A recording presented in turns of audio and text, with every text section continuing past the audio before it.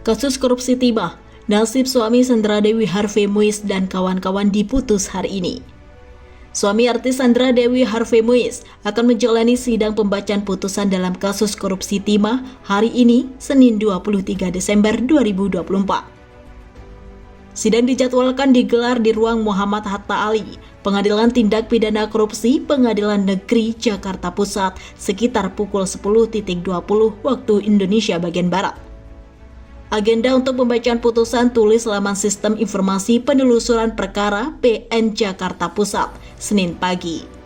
Sidang ini merupakan kelanjutan dari sidang sebelumnya yang pada Jumat lalu diwarnai dengan pembacaan tanggapan atas replik dari Jaksa Penuntut Umum.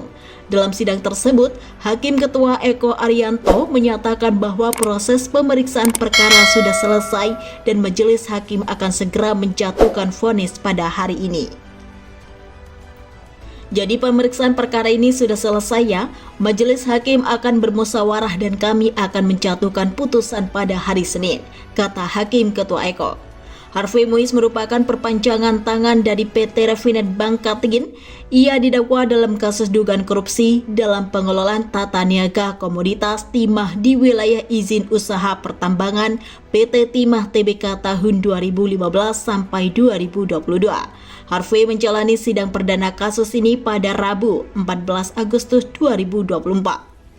Dalam perkara ini, Jaksa Penuntut Umum menuntut Harvey Muiz dengan pidana penjara selama 12 tahun dan denda sebesar 1 miliar dengan subsidiar 1 tahun kurungan. Selain itu, Harvey juga dituntut untuk membayar uang pengganti sebesar 210 miliar dengan subsidiar hukuman penjara selama 6 tahun.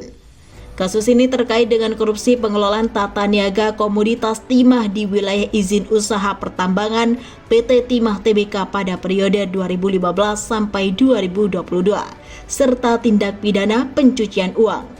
Berdasarkan perhitungan Badan Pengawasan Keuangan dan Pembangunan, negara diduga mengalami kerugian hingga mencapai 300,003 triliun akibat tindakan para terdakwa. Kerugian negara yang tercatat dalam kasus ini mencakup 2,28 triliun akibat aktivitas kerjasama sewa menyewa alat pengolahan biji timah dengan smelter swasta, 26,65 triliun akibat pembayaran biji timah kepada mitra tambang PT Timah, dan 271,07 triliun yang berasal dari kerugian lingkungan. Harvey Muiz didakwa menerima uang sebesar 420 miliar yang diterima bersama manajer PT Quantum Skyline Exchange, Helena Lim. Suparta juga didakwa menerima aliran dana sebesar 4,57 triliun dan keduanya didakwa melakukan tindak pidana pencucian uang dari dana yang diterima.